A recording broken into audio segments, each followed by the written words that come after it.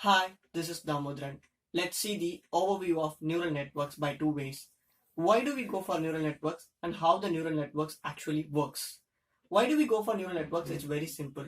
Let's take a graph. X-axis of the amount of data and Y-axis of the performance. Traditional machine learning algorithms like SVM, logistic regression, and many more algorithms is increases with the performance with a certain amount of data, but at some point it will become saturated. Even though the amount of data increases, the performance will get saturated. But the neural networks, the performance is directly proportional to the amount of data with high computational purposes. That is why we are going for the neural networks than traditional machine learning algorithms. How the neural networks actually work is, it is based on our biological brain. Our biological brain consists of 100 billions of neurons connected with each other. Each neuron consists of a nucleus and a dendrites and axons.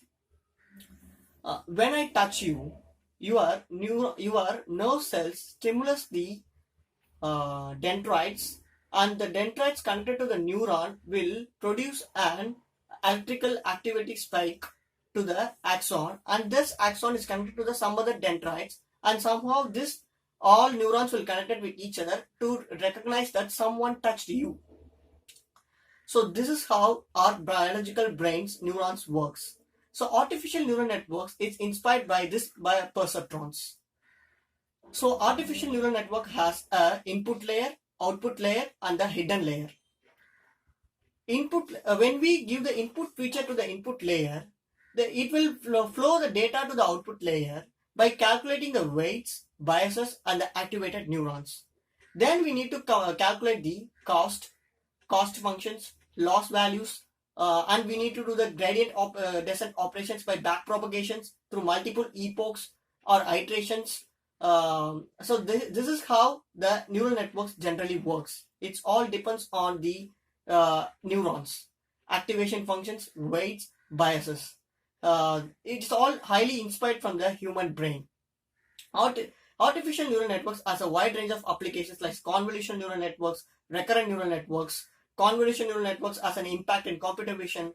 Recurrent neural networks has an impact in natural language processing. Like computer vision, if at all you take computer vision, object detection, face recognition, image diagnosis, that is medical image diagnosis, satellite image research, and if at all you take natural language processing, named entity recognition, machine translation, question answering system, chatbots, and this is how artificial neural networks is giving the power to AI rather than machine learning algorithms. And this is the overview of neural networks. Thank you.